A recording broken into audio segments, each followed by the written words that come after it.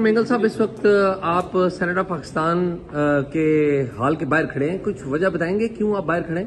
جی، آپ کو تو معلوم ہوگا کہ ہمارے دو سینیٹرز کئی دنوں سے غائب تھے.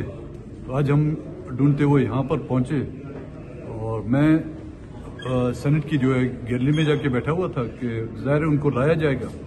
تو وہ آپ تو خود ہی اس کے چشمدید گواہ نکلے کہ ان کو وہ آئے تھے یا ان کو لایا گیا تھا. جس انداز میں ان کو لایا گیا ہے کوئی چیئر پر، اور ان کو جس انداز میں ان کی حالت سے آپ کو پتہ چلا تھا وہ اپنی مرضی سے بھی نہیں آئے تھے.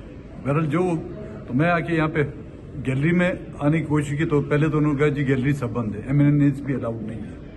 تو بڑی مشکل سے میں آیا گیلری میں. جب چیئرمین نے اور ان کے منسٹروں نے مجھے دیکھا تو میں سمجھ گیا کہ ان کے پسینے چھوٹنے شروع ہو گئے. تو وقفہ ہوا نماز کا، ہم آ کے لابی میں بیٹھے تو پھر انہوں نے گیلری بھی بند کر دی کہ جی گیلری میں بھی کسی کو اجازت نہیں ہے.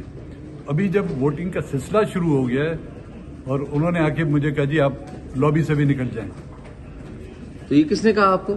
سیکورٹی آئی تھی، ان کی کوئی خاتون تھی، کوئی سینٹ کی وہ شاید امپلائیز تھی. انہوں نے آ کے کہا، پھر سیکورٹی آ گئی یہاں پر کہ ہمیں ریکویسٹ کی. تو وجہ نہیں بتائی؟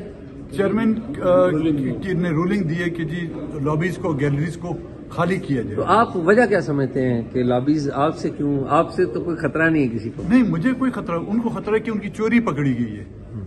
آپ کے بندے جو چرائے ہوئے ہیں وہ ان کی پکڑی گئی کیونکہ ہم وہاں پر بیٹھ کر ان کے ساتھ ہمارا آمنا سامنا ہو رہا تھا اور ان کو لابیز میں آنے کی بھی اجازت نہیں تھی. دو سینیٹروں کی ڈیوٹی لگائی ہوئی ان پر، ہر اس پر کہ ان پر نگرانی رکھی.